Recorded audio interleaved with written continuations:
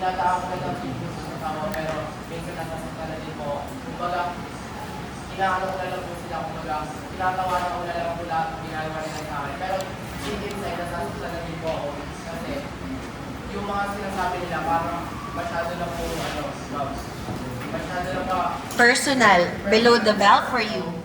Kaya ang matutulong po sa atmosphere nila, which is yung pagkalabag po nila para sa mga business po na kumbaga pag-isipan po nila bago nila gawin sila sa kapwa nila.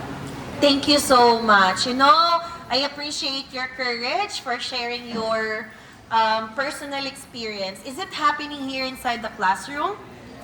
Not at all. Are you sure? Okay.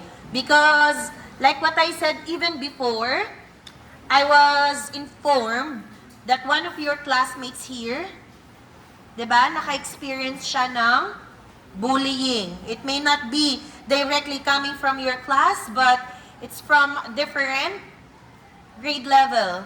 However, if you are at least like a classmate to that student, maano natin yun may isasalba. May iwasan natin yung pag-alis niya dito mismo sa klase ninyo. As much as possible, we don't want to lose any student inside the classroom. You are all important, regardless of who you are. Walang mataas, wala ring mababa, class. Hindi yan sa kung sino yung matalino, kung sino yung hindi nagpa-participate. You are important as who you are inside the classroom. So let's have from the girls who would like to share. Okay, Wena?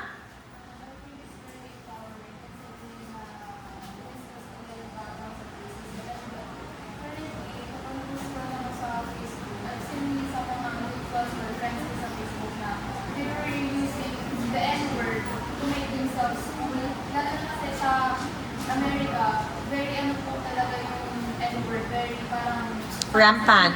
Sa tingin nila, parang very cool kasi that's their way of communicating or pakikipag-interact sa ibang tao. So, I think na they discuss it very well kasi sabi ko nga kanina, people say the N-word to make themselves cool. Kaya parang hindi nila pinoconsider na nag-delegate na yung taong sinasabi. That's true. And it's not for you to copy the Western people. You can check on them, but you really have to go back to your core values. Okay? Antoinette, do you have something to share? Go. First of all, thank you po dun sa group na nag-share na yung advocacy po nila na about po sa racism. Kasi nagkaroon po tayo ng knowledge and awareness about that po. And syempre po, sa ngayon po kasi sa generation ngayon, parang din-normalize na po ng mga kabataan or ng mga makikinig po yung isip na kapag may tip ka, good ka, walang mura ka, wala kang hygiene sa sarili mo. Pero hindi po natin alam na yung feelings din, yung mindset po nila is parang magkakaroon po sila ng depression kasi sa nararanasan po nila. And tama din po yung sinabi ni Karin. Tama din po yung sinabi ni Karin na pantay-pantay naman po lahat tayo dito and lahat ng tao, mapamaitiman, mapaputi, moreno is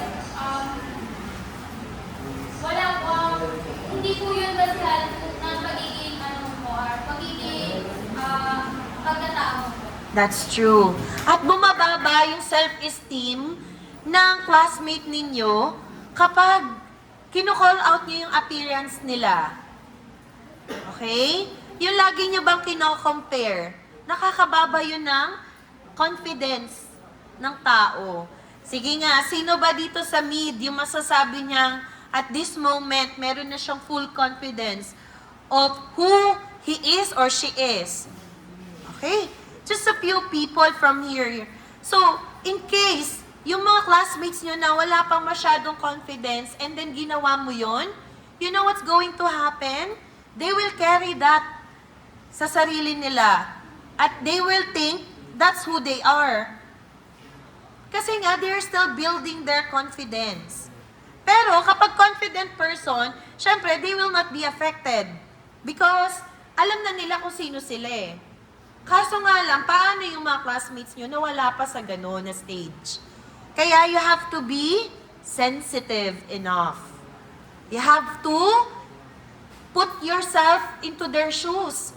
What if ikaw yon? What will you feel? Right, Mid?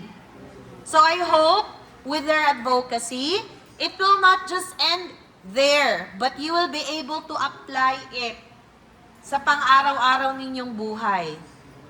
Hindi lang kayo nakinood, Mid, ha? Kayo talaga, mga nakikinood. Pero, sa pagkatuto ninyo sa kanilang advokasya, may application. At sa mga susunod na panahon, kapag ikaw nakita ng classmate mo na ginawa at kinall out yung attention mo, nawa, huwag kang magalit. Pag pinagsabihan ka, huwag kang magalit, mainis sa kanya.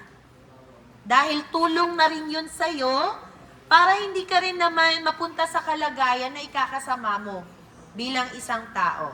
So let me give my comments about their performance, okay? Again, can you give them a round of applause? Alright, so for your group, as you have heard from your classmates, they like your advocacy simply because they were able to relate. And in the same way, I was able to reflect when I was still in your age. I go back from that time, parang, oh nga no, nabully din pala ako. So that question is like a turning point of asking your audience if they can relate to your advocacy. And I myself, yes, nabully din ako. Kasi nga, lagi ako naglalaro tuwing tanghali, so mainit, yung ate ko maputi. So para kaming choco na gatas ang biro ng mga tao sa paligid namin. Ano pa? I like your acting skills. Napakahusay. Bagamat na